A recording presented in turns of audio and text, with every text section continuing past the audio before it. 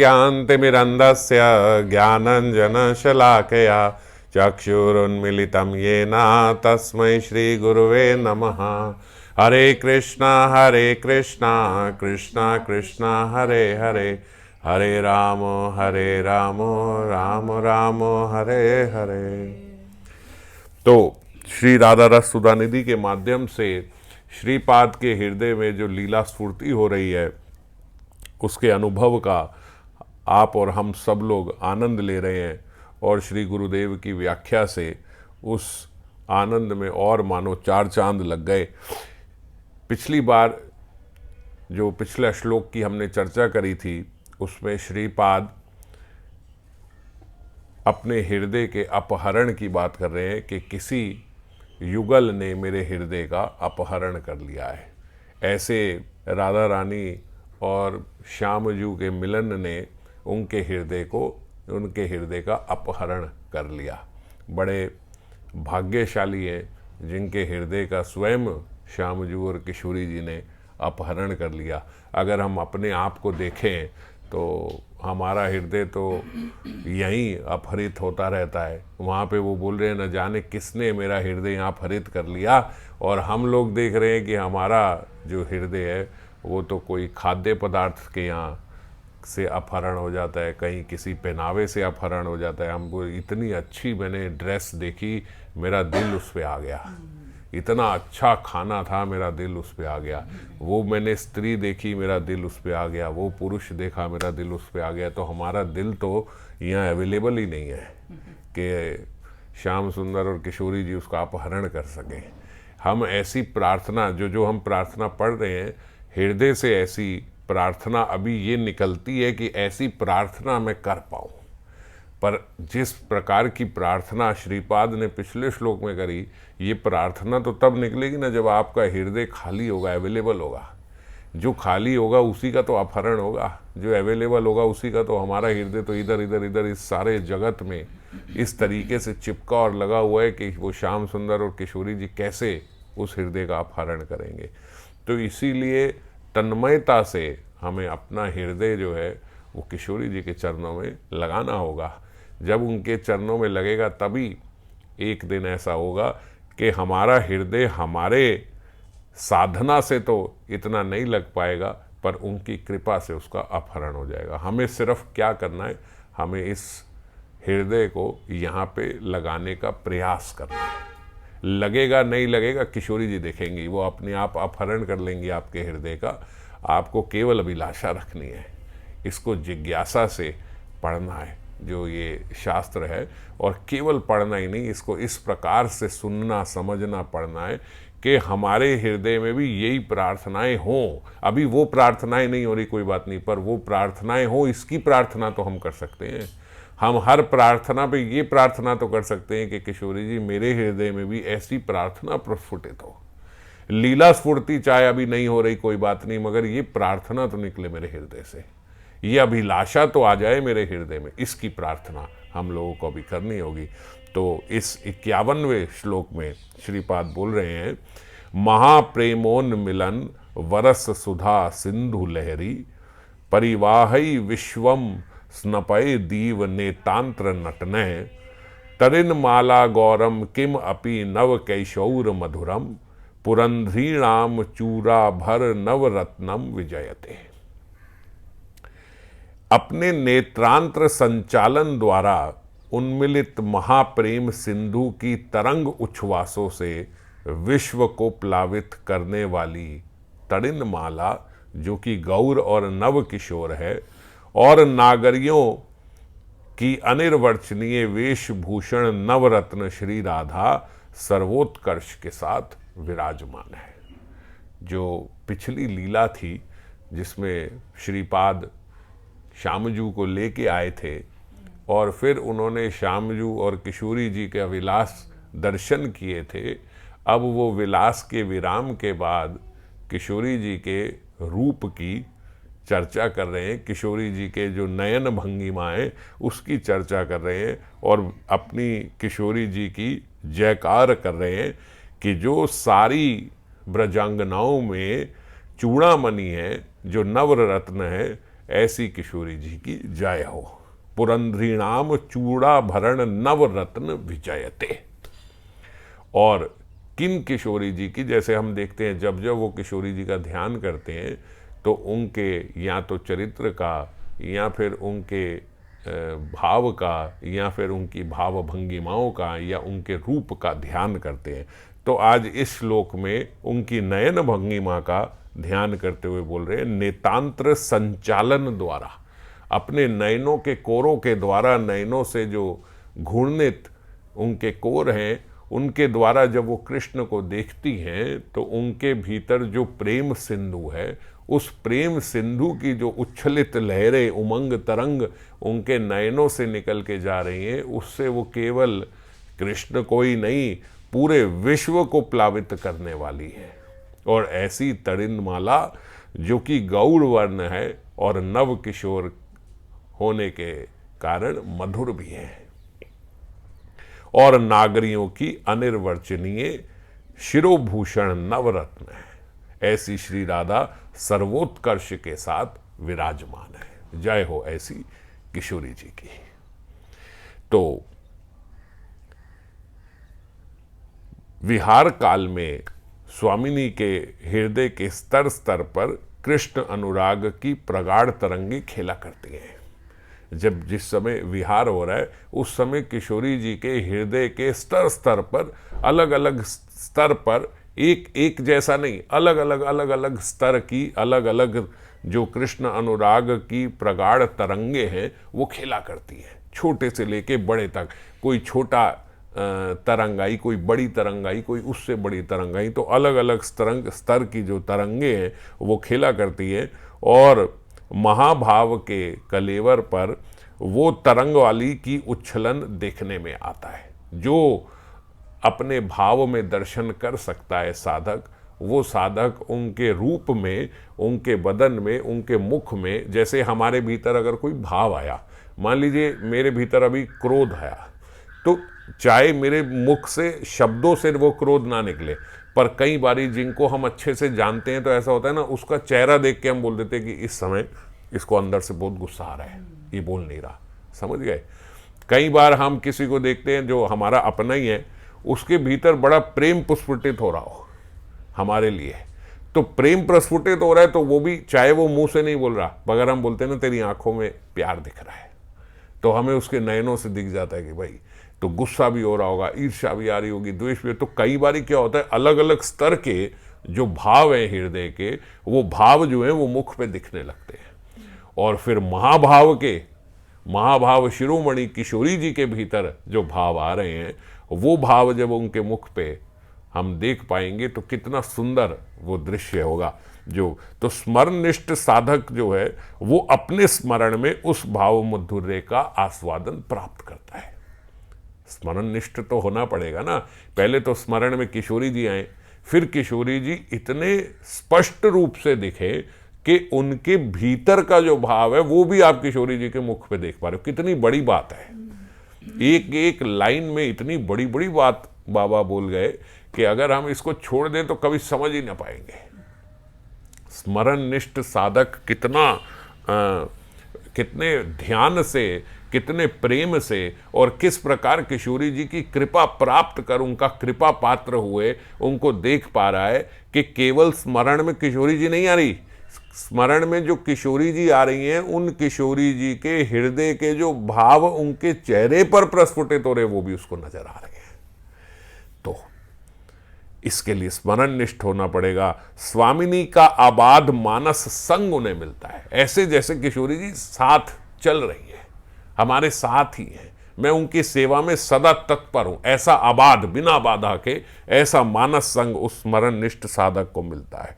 तीव्र स्मरण से उन्हें यही लगता है कि अभिष्ट के निकट हूं। अब कैसे ना लगेगा निकट हूं, जब इतने क्लोजली आप किशोरी जी को देख पा रहे हो तो एकदम ऐसे लगता है वो मेरे निकट ही हैं।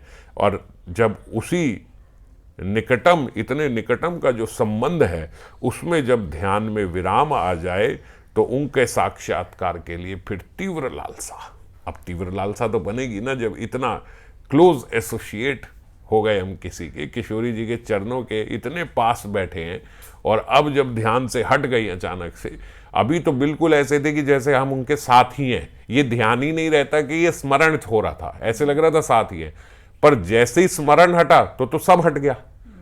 तो वो सब ऐसे हुआ कि हम मान लो गोलोक में हैं, वृंदावन में हैं, किशोरी जी के साथ ही हैं। 1 मिनट के लिए किशोरी आंखों से ओझल हो गई, तो भी हम देखेंगे तो ये तो देखेंगे मैं ब्रज में ही हूँ, मैं निकुंज में ही हूँ, आसपास सब मंजरी। अब यहाँ पे क्या है कि स्मरण हुआ, स्मरण में बिल्कुल वही सेम कि किशोरी जी भी यहीं है, मैं ब्रज में ही हूँ, मैं निकुंज में ही, और स्मरण हटते ही बिल्कुल ऐसे कि सब हट गया। अब ना वृंदावन है, ना किशोरी जी है, ना निकुंज है, ना सखी है, कुछ भी नहीं, मैं यहां बैठा हूं इस देह में। तो इसीलिए बड़ी तीव्र लालसा, बड़ी तीव्र पिपासा उस समय होती है कि नहीं वही चाहिए। इसी को विकट विरह बोलते हैं कि ये अब ये बर्दाश्त नहीं हो, इतना नीचे। आप मान लो कौन बनेगा करोड़पति देख रहे हो, 7 करोड़ के प्रश्न आपका गलत हो गया, 3 लाख पे पहुंच गए, इतना नीचे गिरा दिया। कहां इतनी बड़ी बात कि वहां पहुंचे, ओ इतना नीचे, इस देह में यहां बैठा हूं इस जगत में, एकदम बर्दाश्त के बाहर हो जाता है वो। तो इसीलिए बोला जाता है साधना में अतृप्ति होनी चाहिए। साधक की अतृप्ति ही वस्तु आस्वादन का परिपाक है। हमारी अतृप्ति बनी रहनी चाहिए, ये उसका परिमापक है कि आपकी कितनी तृप्ति है, ये उसका मेजरमेंट है, आपको कितना प्राप्त होगा। ये कितना प्राप्त हुआ है उतनी ही अतृप्ति होगी, समझ गए। आपकी प्राप्ति की मेजरमेंट है आपकी अतृप्ति। ऐसा नहीं होना चाहिए कि थोड़ा सा स्वादन पाते ही तृप्त हो जाए। ये बाबा बोलते ये उचित नहीं है। हल्का सा एक स्वप्न आया और पूरे शहर में ढंढोरा बांटते फिरे, अरे मुझे किशोरी जी का स्वप्न आया, अरे मुझे किशोरी जी का, स्वामी मेरे सपने में आई, उन्होंने मुझे ये किया। ये बात सही नहीं है। हाँ, एक आध किसी को हमने अपने को चेक करने के लिए या किसी बात से एक जिसके हम संरक्षण में उसको बताया, बात फिर भी समझ में आती है, ठीक है। पर सबको हम बताते फिर ऐसा हुआ ऐसा हुआ, तो इसका मतलब आप तो पूर्ण रूप से तृप्त हो गए ना, भाई अच्छा हो गया, मेरा भजन बहुत बढ़िया हो गया, आज मेरे स्वप्न में किशोरी जी आ गई। ये जो तृप्ति है ये आपके भजन को खत्म करेगी। तो इसीलिए थोड़े से आस्वादन के पाते ही तृप्त हो जाना ये उचित नहीं है। पिपासा और उत्कंठा जितनी बढ़ती है, प्राप्ति भी उतनी निकट हो जाती है। हमें प्राप्ति होगी कि नहीं होगी इसके चांसेस उतने बढ़ जाते हैं जितनी आपकी पिपासा होगी, जितनी आपकी हृदय में अभिलाषा होगी।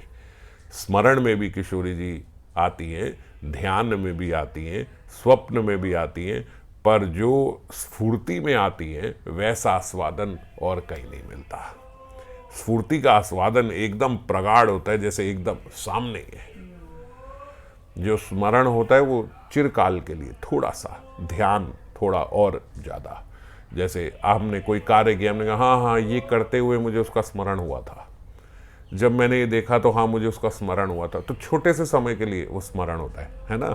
हाँ मैंने ये पुष्प देखा तो मुझे आपका स्मरण हुआ था, आपने उस दिन लगाया हुआ था। हाँ मैंने ये साड़ी देखी, मेरे को स्मरण हुआ, आपने उस दिन ये पहनी थी। और ध्यान तो अगर कोई पूछे आपको तो हाँ हाँ आप मेरे को अच्छे से ध्यान हो, मेरे को अच्छे से थोड़े लंबे समय के लिए मतलब चल रहा है, हाँ मेरे ध्यान में है, कुछ हो हाँ हाँ मेरे ध्यान में है, ये मेरे ध्यान में रहता है। और स्वप्न आदि तो जो सोते हुए आया, पर स्फुरण ऐसा है कि साक्षात आपके हृदय में खुली आंखों के साथ लीला चल रही है। आपको हम ये देख रहे हैं, आपको लग रहा है ये मुझे देख रहे हैं, वो आपको नहीं देख रहे, वो किसी और ही जगत में है और पूर्ण रूप से उसमें मगन है। कुछ पता नहीं इस दीन दुनिया में क्या हो रहा है। स्फुरण तो कई कई संतों का ऐसा भी हुआ है कि उनका शरीर उठा के दूसरी जगह ले गए, उठा के रख दिया, सब कर दिया। कई कई जगह ये लगा कि इन्होंने शरीर छोड़ दिया है, ये शरीर छूट गया है। स्मरण की ऐसी अवस्था में पहुंच गए समाधि की कि उनका श्वास भी रुक गया, श्वास भी नहीं चल रहा, एकदम इतने मगन होके वहां चले गए। वो उनको एक लकड़ियों पे उन्होंने लेटा दिया कि भैया इन्होंने शरीर छोड़ दिया। तुरंत वहां से जब स्फुरण हटा तो उठ के खड़े हो गए, समझ गए। तो स्फुरण जो होता है वो तो बड़ा प्रगाढ़ होता है कि एकदम साक्षात सामने ही है। और श्रीपाद जो है इनका स्फुरण तो ये तो श्रीमन महाप्रभु के परिकर है, तो एकदम प्रगाढ़ रूप से इनका स्फुरण चल रहा है। हम चाहें तो बाबा बोलते साधक जो है वो अपनी परीक्षा खुद भी कर सकता है, वो सेल्फ टेस्ट भी कर सकता है आप किस लेवल पे हो, आपका भजन प्राणों से हो रहा है कि नहीं हो रहा, आपके भीतर कितनी पिपासा है, आपके भीतर कितनी अभिलाषा है, आपके भीतर कितनी व्याकुलता है। इससे पता लगता है कि आपका जो भजन है वो केवल नियम रक्षा के लिए हो रहा है या प्रेम से हो रहा है। अगर आप चाहते हो कि मेरे भीतर भी कभी स्फुरण आए, अगर आप चाहते हो कि मेरे अंदर भी व्याकुलता हो, मेरा भजन भी व्याकुलता पूर्ण हो, मेरे निकट आकर भी किशोरी जी मेरी सेवा ग्रहण करे, अगर आप ये चाहते हो तो अपना एक सेल्फ टेस्ट कर लो कि मेरी कितनी पिपासा है, मेरी कितनी अभिलाषा है, मैं कितना तत्पर हूं श्रीपाद के अनुभव को सुनने का, श्रीपाद के अनुभवों को पढ़ने का, मैं कितना तत्पर हूं उसे जानने का, मैं कितना तत्पर हूं फिर उन्हीं के जैसी स्फुरण मेरे हृदय में आए इस बात का, मैं कितना तत्पर हूं हरि नाम लेते हुए उनका ध्यान करने का, मैं कितना तत्पर हूं उनका स्मरण करने का। इस पूरे दिन में मुझे कितनी बार ध्यान आता है, कितना स्मरण मुझे किशोरी जी का रहता है, और मैं करना चाहता हूं कि नहीं करना चाहता हूं या केवल नियम रक्षा के लिए करता हूं। इस बात से अपने आप को टेस्ट कर लो। अगर आपका मन करता है कि मैं स्मरण करूं, मैं और स्मरण करूं, आपकी माला खत्म हो गई, आप तब भी लेके बैठते हो नहीं मैं बैठूं, क्या स्मरण कि मुझे किशोरी जी की वो लीला का स्मरण करना है, मैं भी थोड़ा सा स्मरण करके देखूं, क्या पता आगे किशोरी जी और कोई लीला का स्मरण दे दे, मुझे कुछ अनुभूति दे दे, मैं बैठूं किसी प्रकार से मैं किशोरी जी के रूप का चिंतन कर सकूं। कहीं उनका रूप बार बार हर जगह लिखा तड़न माला तड़न तड़ित लता, ये तड़ित लता किस प्रकार से है, बिजली के समान दिखती है, ये बिजली के समान कैसे दिखती है। हमने कहा बादलों में जैसे बिजली चमकी ऐसे मानो कृष्ण वदन में किशोरी जी आई, जब वो उनके संग है तो ऐसा प्रतीत हो रहा है। तो ऐसा प्रतीत कैसे हो रहा है, वो बिजली कैसे दिख रही है, उनका कैसा तेजोमय वदन है, और तेजोमय होते हुए भी वो कैसे इतना मधुर है। ये थोड़ा तो मेरे भीतर ये प्रश्न आए, ये जिज्ञासा हो कि कैसा है, मैं देखना चाहता हूं वो उनका वर्ण कैसा है, उनकी कांति कैसे है, कि श्याम जी भी हैरान हो जाते हैं उनकी कांति दे, ये कैसी कांति है। ऐसी जिज्ञासा अभिलाषा अगर मेरे भीतर आ रही है तो आप निकट हो, किशोरी जी की सेवा आपको मिलने वाली है। पर अगर ऐसी जिज्ञासा नहीं है तो फिर मतलब जो भजन है वो केवल नियम के लिए चल रहा है, इस भजन से ये अनुभूति प्राप्त नहीं होगी। भजन में उत्कंठा लानी होगी। जैसे श्रीपाद के हृदय में तो चरमता में है एकदम उत्कंठा, टॉप मोस्ट लेवल पे। तो पिछले श्लोक में उन्होंने अपने चितमन को अपहृत होने की बात करी। इस श्लोक में ब्रज रमणियों की शिरोमणि नव किशोरी श्री राधा के नेतांत्र नटन की माधुरी का वर्णन हुआ है, जो अभी हमने उनके नयनों से, जो वो नयनों के नृत्य का, नयनों के कोरों से देखने का, घूर्णित नयनों का वर्णन हुआ है। किशोरी मणि का हृदयस्थ प्रबल श्याम अनुराग उनकी आंखों के कोरों में अभिव्यक्त हो रहा है। जो उनके हृदय में स्थित जो प्रबल कृष्ण अनुराग है, वो कृष्ण अनुराग उनके नयनों के कोरों से अपने नेतांत्र घूर्णन, नेत्रों से जो वो घूर रही है, नितांत कोरों से मतलब नयन के हाँ साइड से, एकदम कोनों से जो वो घूर रही हैं। जब हम किसी को देखते हैं पर हम चाहते हैं कि कोई देखे ना कि मैं उसे देख रहा हूं, तो नयनों के कोरों से देखा जाता है। अगर आपने गर्दन घुमा दी तो सबको पता लग गया ये उसको देख रहा है। तो अगर हमें देखना है पर दिखाना नहीं है कि हम उसे देख रहे हैं, तो नयनों के कोरों से ऐसे देखा जाता है। तो नेतांत्र घूर्णन द्वारा उन्मिलित महाप्रेम सिंधु की तरंगोच्छ्वासों से विश्व को प्लावित कर रही है। जो प्रेम सिंधु की लहरें हैं, उन लहरों से आप यूं मानो कि किशोरी जी अपने जो कृष्ण अनुराग है, वो कृष्ण अनुराग रूपी मंथनी से अपने हृदय का जो कृष्ण, अपने हृदय का जो प्रेम सिंधु है कृष्ण के लिए, समझ गए, अपने कृष्ण अनुराग रूपी मंथनी से अपने हृदय के प्रेम सिंधु का मंथन कर रही हैं, और उस मंथन से जो अनेकों अनेक भाव, किशोरी जी के अमृत रूपी भाव जो निकल रहे हैं, उनको अपने नयनों की पिचकारी में भर कर उनको अपने नयन कोरों से घूर्णित द्वारा कृष्ण को और पूरे विश्व को प्लावित कर रही है किशोरी जी। उनके हृदय का ही प्रेम सिंधु है जिसमें से अलग अलग अलग अलग भाव भंगिमाएं निकली हैं। ये उनके हृदय का ही प्रेम सिंधु है जो उनके नयन के कोरों से निकलता हुआ, उसकी लहरें उससे निकलती हुई कृष्ण को भी और पूरे विश्व को प्लावित कर रही है। तो 11वें अध्याय में भगवत गीता में अर्जुन ने भगवान को बोला कि आपका एक नाम सर्व भी है। सर्व क्यों? सर्व समाप्नोषि ततो असि सर्वः। क्यों? क्योंकि आप सब जगह उपस्थित हो। उसकी व्याख्या में विश्वनाथ चक्रवर्ती पाद ने बताया, जो उन्होंने 11वें अध्याय, क्योंकि उन्होंने उनका विश्व रूप देखा ना। 11वें अध्याय में भगवत गीता में हम देखते हैं अर्जुन को भगवान ने अपना विश्व रूप दिखाया। तो जब उन्होंने विश्व रूप देखा तो उन्होंने कहा आप तो सर्व उपस्थित हो, आप तो सब जगह हो, सब चीजें आप ही हो। जिस प्रकार सोने का एक कुंडल बना जाता है तो बाहर से देखे तो भी सोना, भीतर से देखे तो भी सोना, सोना तो हर जगह है उस कुंडल में। इसी प्रकार ये जो पूरा विश्व बना है इसमें सब जगह आप ही आप हो, आप ही से प्रकट हुआ है, आप ही इसके भीतर हो, आप इसके बाहर हो, सब आप ही आप हो। तो इसलिए आपका एक नाम सर्व भी है। और इसी बात से बाबा बताते उसी तरह विश्वात्मा होने के नाते आपका एक नाम विश्व भी है। तो जो हमने इस श्लोक में देखा कि वो पूरे विश्व को प्लावित कर रही हैं, तो एक अर्थ उसका ये भी निकलता है कि वो अपने नयन कोरों से कृष्ण को प्लावित कर रही हैं, क्योंकि कृष्ण का एक नाम विश्व भी है।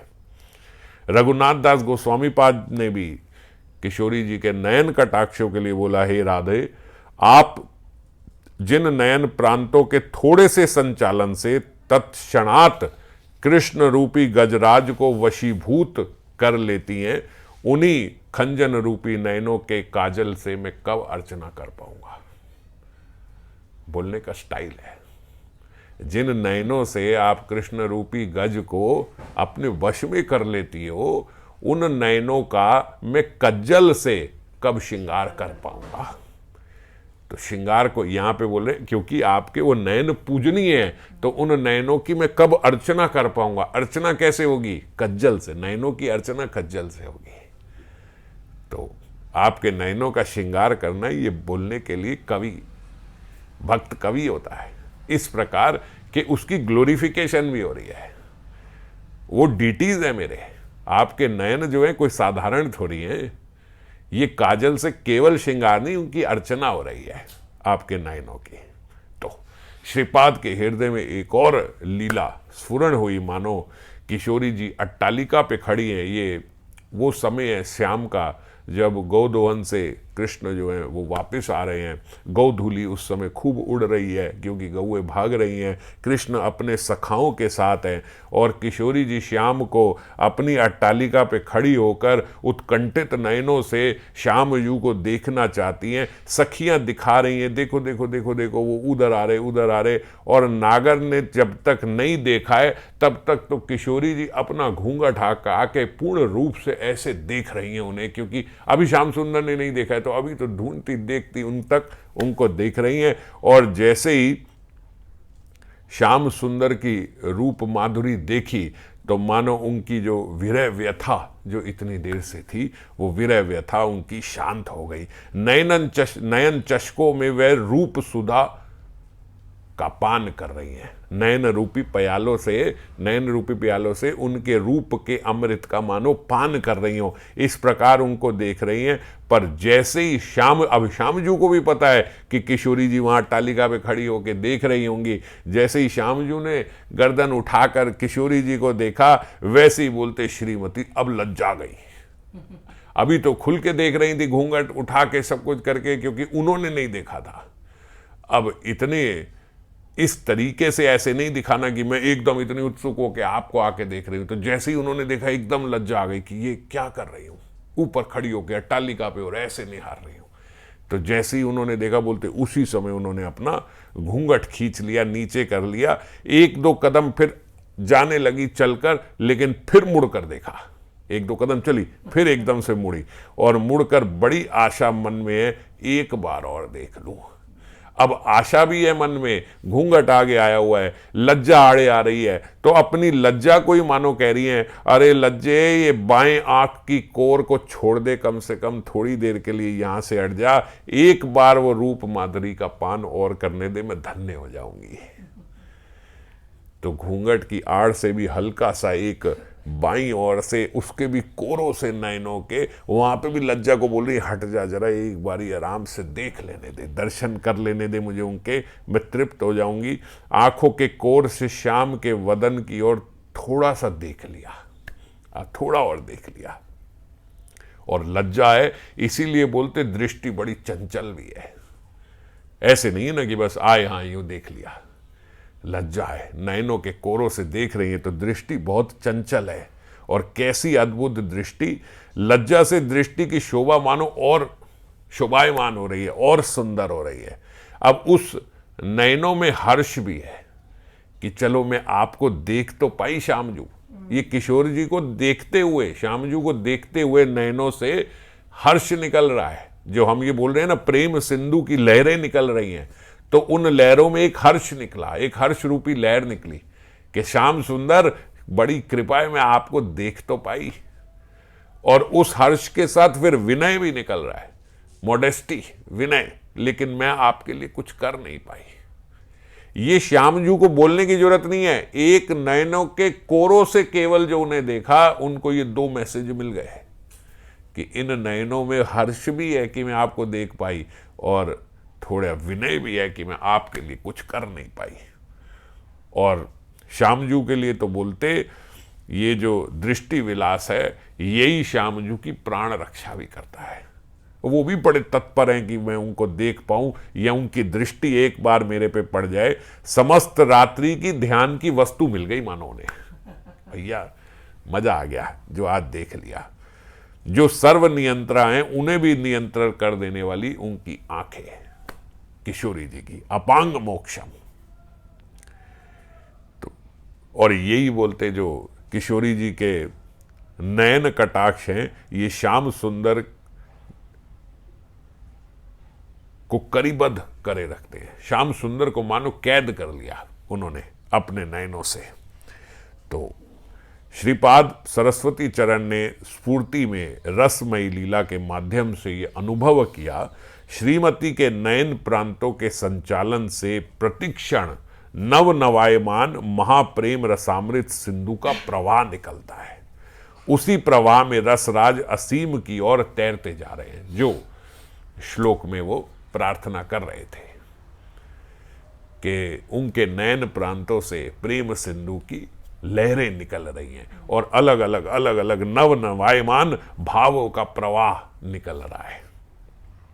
अब बाबा बोलते एक और बात से देखे, अभी तो हमने ऐसे देखा कि कृष्ण का एक नाम विश्व है, तो वो विश्व को प्लावित कर रही है, मानी कृष्ण को प्लावित कर रही है। पर ये कहना भी गलत नहीं होगा कि वो पूरे विश्व को भी प्लावित कर रही है, इस पूरे विश्व को प्लावित कर रही है। तो क्यों? क्योंकि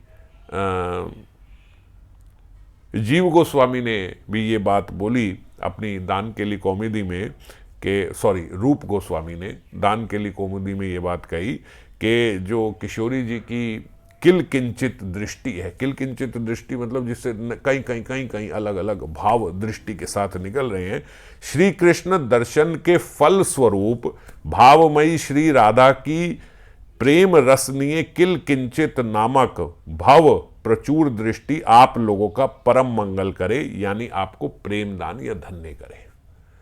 दान केली कौमुदी में रूप गोस्वामी ने ये सबके लिए बोला है, पूरे विश्व के लिए बोला है कि जो कृष्ण दर्शन करने के बाद जो उनकी भावमयी दृष्टि है, वो दृष्टि, जैसे हम राधा कृपा कटाक्ष भी पढ़ते हैं कि आप हमारे पे कृपा करो, आप हमारे पे कृपा करो, कदा करिष्यसि हमाम कृपा कटाक्ष भाजनम, कि आप हमारे पे ऐसी कृपा दृष्टि करो। तो वो कृपा दृष्टि पूरे विश्व को प्लावित करती है।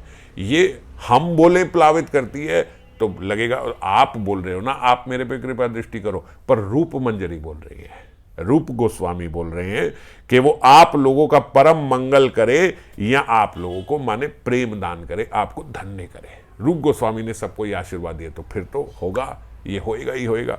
तो अब प्रश्न उठ सकता है, बाबा बोलते हैं कि ये केवल भक्तों के लिए है, ये पूरे विश्व के लिए है। भाई दान केली कौमुदी कौन पढ़ने जा रहा है? दान केली कौमुदी तो केवल भक्ति पढ़ेंगे, तो ये तो भक्तों के लिए हुआ ना, फिर भी पूरे विश्व की बात कहाँ पे आई कि पूरे विश्व को प्लावित करे?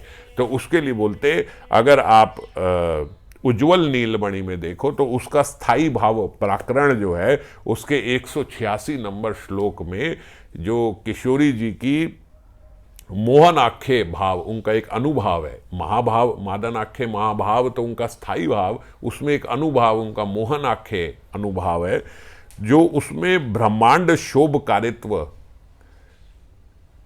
उनका एक फीचर है किशोरी जी का। तो उसमें उसके प्राकरण में ये बात बताई गई। ये जब श्याम सुंदर जी मथुरा में थे, श्यामजू वृंदावन छोड़ के मथुरा गए, फिर मथुरा से द्वारका चले गए, तो इधर जब किशोरी जी को पता लगा कि वो मथुरा से द्वारका की ओर चले गए हैं, तो वहाँ पे बोलते उस समय नंदी मुखी ने ये बात बोली कि श्री राधिका के प्रेम धूम निश्वास के चारों ओर, जो उनके मुख से जो उनके प्रेम का जो श्वास निकल रहा है, वो चारों ओर इस ब्रह्मांड को उसने पूरा आच्छादित कर लिया है। चारों ओर भ्रमण करने पर ब्रह्मांड के जीव, जितने सारे ब्रह्मांड के जीव थे, वो सारे पूर्ण आनंद में आ गए हैं उस समय किशोरी जी के प्रेम श्वास के निकलते ही, क्योंकि वो उस समय वो विरह की श्वास थी। उन्हें पता लगा कि वो मथुरा से द्वारका की ओर चले गए हैं कृष्ण, अब तो पता नहीं यहाँ आएंगे कि नहीं आएंगे, अब तो और दूर हो गए, मथुरा तो पास में ही था, अब तो इतनी दूर कहाँ द्वारका चले गए, अब पता नहीं आएंगे या नहीं आएंगे।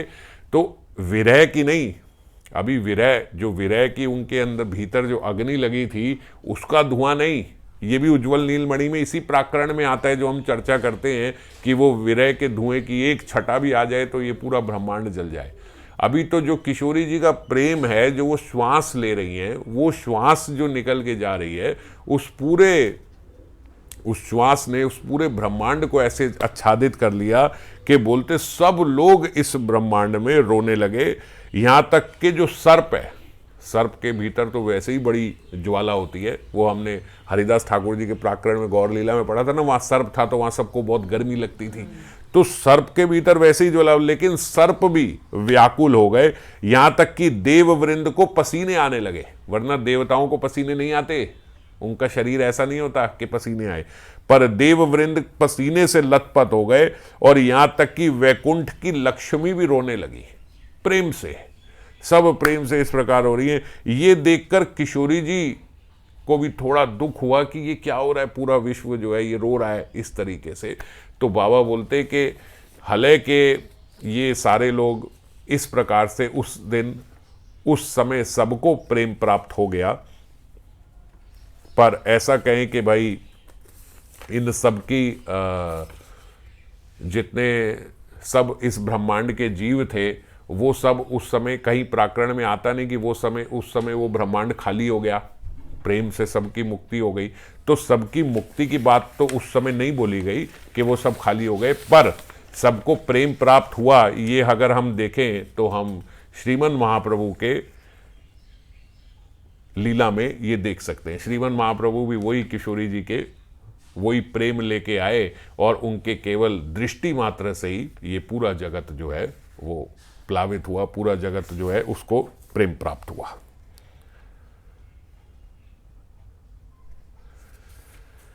तो सर्वत्र प्रेम का संचार किशोरी जी के केवल श्वास से ही हो गया, और वही हम देखते हैं कि वर्तमान में श्रीमन महाप्रभु जो किशोरी जी का भाव लेके आए, तो उनके दृष्टि विलास माधुरी से ये पूरे विश्व को उन्होंने प्रेम से डुबो दिया। यही उस समय भी हुआ था।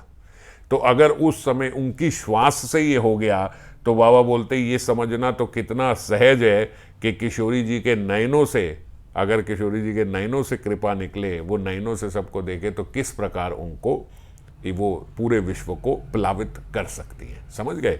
जो श्लोक में बोला है कि पूरे विश्व को प्लावित कर दिया, तो पूरे विश्व को नयनों के कोरों से अगर देख ले तो क्या प्लावित होंगे?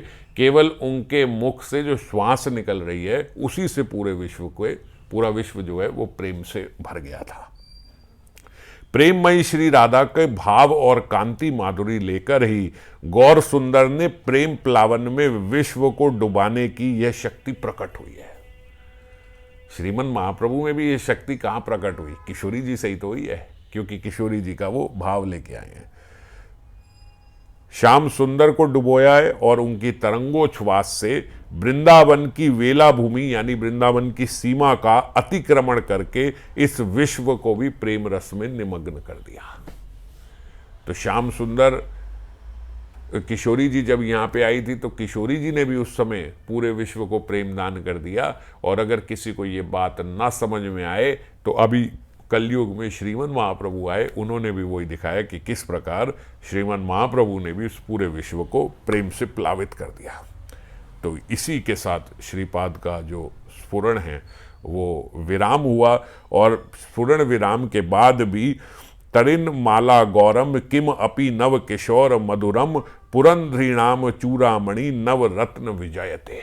अब वो प्रार्थना कर रहे हैं कि हे किशोरी जी, आपका जो ऐसा उज्जवल स्वरूप है, आपकी जो विद्युत लता की तरह गौर कांति है, वो सदा इस निकुंज में, इस हृदय मंदिर में विराजमान रहे। आपकी जय हो। किम अपि नव किशोर मधुरम। आप ऐसे न सोचें कि ये विद्युत लता है तो ये आंखों को चुभेगी। ये विद्युत लता होते हुए भी नव किशोर, इनका कितना मधुर है, आंखों को कितना मधुर लगता है इनका किशोर स्वरूप जो है। जिनकी विद्युत निभ गौर कांति संवनित नव किशोर देखकर माधुर्य मूर्ति गोविंद भी परमानंद रस में मग्न हो जाते हैं। ये जीव क्या, जो श्याम सुंदर हैं वो भी परमानंद रस में मग्न हो जाते हैं। ये पूरा देखो, हम इनका एक प्रकरण देखें किशोरी जी का कि ये पूरे विश्व को इन्होंने प्लावित कर दिया। अगर इसमें हम सोचे, किसी को कोई संदेह है कि भाई गौर सुंदर के प्रकरण में तो हमने पढ़ा श्रीमन महाप्रभु के, पर किशोरी जी पूरे विश्व को अरे किशोरी जी तो पूरे विश्व को वैसे ही प्लावित किए रहती हैं। रोज हम जो राधा कृपा कटाक्ष पढ़ते हैं, ये राधा कृपा कटाक्ष किसने लिखा है? ये शिवजी ने बोला है। शिवजी ने ये राधा कृपा कटाक्ष बोला और उसमें हम रोज ये पढ़ते हैं, अनंत कोटि विष्णु लोक नम्र पद्म जार्चिते हिमाद्रिजा पुलोमजा विरंचिजा वरा प्रदे। देखो, अनंत कोटि विष्णु लोक, इस भौतिक जगत की बात छोड़ो अभी तो, अनंत कोटि विष्णु लोक नम्र पद्मजा अर्चिते। पद्मजा बोलते हैं लक्ष्मी को। अनंत कोटि विष्णु लोकों की जो लक्ष्मियां हैं वो सारी लक्ष्मियां भी आपकी अर्चना करती हैं। अनंत कोटि विष्णु लोक नम्र पद्मजा अर्चिते। और कौन कौन करती है? हिमाद्रिजा पार्वती, पुलोमजा इंद्राणी, विरंचिजा ब्रह्माणी, सरस्वती, ये सब जो है आपकी कृपा से ही, आपके वर से ही, आपकी वर पाने के लिए आपकी अर्चना करती है। अनंत कोटि विष्णु लोक नम्र पद्मजार्चिदे हिमाद्रिजा पुलोमजा विरंचिजा वराप्रदे। आपसे वर पाती हैं आपकी अर्चना करके। अपार सिद्धि रिद्धि दिग्ध सतपदांगुली नखे कदा करिष्यसि हेमाम कृपा कटाक्ष भाजनम। हे किशोरी जी, ऐसी कृपा कटाक्ष हमारे पे करो। अपार सिद्धि रिद्धि दिग्ध सतपदांगुली नखे। जितने इस ब्रह्मांड की अपार रिद्धियां और सिद्धियां हैं वो तो आपके चरणों की एक उंगली के नख से ही प्राप्त हो जाने वाली है। अपार रिद्धि सिद्धि दिग्ध सतपदांगुली नखे। आपके चरणों की एक उंगली के एक नख से ये सारी अपार रिद्धि सिद्धि प्राप्त हो सकती है। आप किशोरी जी हमारे पे कृपा कटाक्ष करो। एक बार हमारे को कृपा से देख लो। एक बार आपकी कृपा दृष्टि हमारे पे पड़ जाए। मखेश्वरी, क्रियेश्वरी, स्वधेश्वरी, सुरेश्वरी, आप किन किन की ईश्वरी हो, आप सारे यज्ञों की ईश्वरी हो, आप जितनी क्रियाएं हैं सब क्रियाओं की ईश्वरी हो, आप स्वधा की ईश्वरी हो, सुरेश्वरी, आप सारे जितने स्वर्ग की देवी देवताएं हैं उनकी ईश्वरी हो, त्रिवेद भारती ईश्वरी, प्रमाण शासनेश्वरी। ये पूरे त्रिवेद मतलब ये सारे तीनों लोकों की आप ईश्वरी हो, प्रमाण शासनेश्वरी, इन सब पे केवल आप ही का शासन है। रमेश्वरी, शमेश्वरी, प्रमोद काननेश्वरी। रमेश्वरी मतलब सारी रमा होती है लक्ष्मी, रमेश्वरी मतलब लक्ष्मियों की भी ईश्वरी आप हो, क्षमाओं की ईश्वरी आप हो, जो आमोद प्रमोद कोई कर रहा है उसकी सब की ईश्वरी आप हो, और फिर सबसे ऊपर ब्रजेश्वरी, ब्रजाधिपे श्री राधिके नमोस्तुते, आप ब्रज की ईश्वरी हो, ब्रजेश्वरी, ब्रजाधिपे, जितने ब्रजवासी हैं उन सबकी अधिष्ठात्री देवी हो, ब्रजेश्वरी, ब्रजाधिके श्री राधिके नमोस्तुते। ऐसी किशोरी जी को मैं प्रणाम करता हूं। तो वो किशोरी जी पूरे विश्व को प्लावित कर रही हैं, इसमें कौन सा संदेह है। सारे विश्व को, सारे ब्रह्मांड को, सारे नम्र लोक पद्म जार्चिते, आपके तो जो अनंत कोटि विष्णु लोक हैं वो सारे विष्णु लोकों की लक्ष्मियों की लक्ष्मियां भी आपकी अर्चना कर रही हैं। तो ये पूरा विश्व प्लावित हो रहा है, ये भौतिक जगत प्लावित हो रहा है, ये कौन सी बहुत बड़ी बात हो गई। तो आगे इनके जो रूप सौंदर्य क्या श्रीपाद चिंतन कर रहे हैं, वो भी रूप गोस्वामी ने इनके उज्जवल नीलमणि में ही अगर हम देखें तो किशोरी जी के अलग अलग अंगों को अलग अलग भाव से जो भूषित किया गया उसके बारे में भी बाबा बता रहे हैं। जैसे उज्जवल नीलमणि में बताया, आपके नयन जो है वो कटाक्ष रूपी भूषण से सदा भूषित रहते हैं, आपका देह जो है वो लज्जा रूपी भूषण से भूषित रहता है, आपका मुख जो है वो आपकी हंसी से जो प्रस्फुटित आपकी छटा है वो उससे भूषित रहता है, आपका अंग प्रत्यंग जो है वो आपके लावण्य से भूषित है। तो इसीलिए आपके भीतर से जो लावण्य निकल रहा है, जो हम ये बोल रहे हैं कि बिजली के समान है, वो आंखों को चुभती नहीं है, वो आंखों को सदा आनंद देने वाली, आपका नव किशोर जो है वो अति मधुर है। ऐसी किशोरी जी मेरे हृदय में विराजमान हो। तो इस श्लोक में श्रीपाद ये प्रार्थना कर रहे हैं। अगले श्लोक में फिर आगे आइए। जय राधे।